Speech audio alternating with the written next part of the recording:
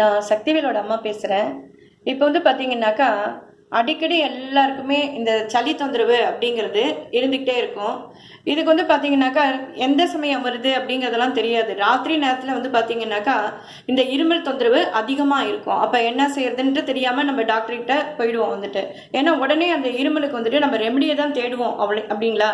அதனால் அப்படி இருக்கும்போது பார்த்தீங்கன்னா, ஆன்டிபயோட்டிக் மாத்திரை அந்த மாதிரி இந்த மாதிரி இருந்து வாங்கி சாப்பிட்டு நம்ம உடம்பு வந்து நம்ம வந்து கெடுத்துக்கிட்டே இருப்போம் வந்துட்டு. அதுக்கு வந்து பார்த்தீங்கன்னாக்கா, நம்ம முன்னோர்கள் வந்துட்டு செஞ்ச ஒரு எளிய வைத்தியம் வந்துட்டு இப்போ வந்து நம்ம பார்க்கலாம்.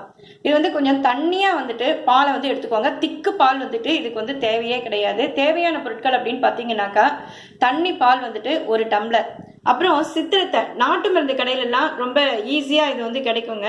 அந்த சித்திரத்தை வந்து நீங்கள் வாங்கி வச்சுக்கோங்க. அது கொஞ்சம் கடினமாக இருக்கும். அது வந்து பார்த்தீங்கன்னா வெயிலில் நல்லா காய வச்சு அழகாக வந்து என்ன செய்யுங்க, சும்மா ஒரு இது உரலில் வந்துட்டு இடிச்சிருங்க. நல்லா பொடி பண்ணி வச்சுக்கோங்க. அதோ இந்த அளவுக்கு எடுத்து வச்சுக்கோங்க. இதுக்கப்புறம் இந்த அளவுக்கு வந்துட்டு பனங்கற்கண்டு வந்து எடுத்துக்கோங்க. கொஞ்ச நேரம் காயட்டுங்க. இந்த பால் நல்லா கொதி வந்தோடனே தான் நம்ம இந்த சித்திரத்தை வந்து சேர்க்கணும். இப்போ பால் வந்துட்டு கொதி வர ஆரம்பிச்சிச்சுங்க. இப்போ வந்து நம்ம வந்து பார்த்தீங்கன்னாக்கா, இந்த சித்திரத்தையை வந்து இதில் வந்துட்டு அப்படியே கலந்துடலாம்.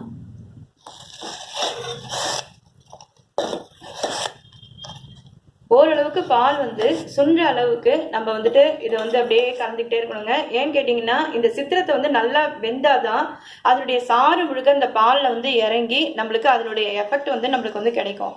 அதனால இது கொஞ்ச நேரம் நல்லா வேகட்டுங்க.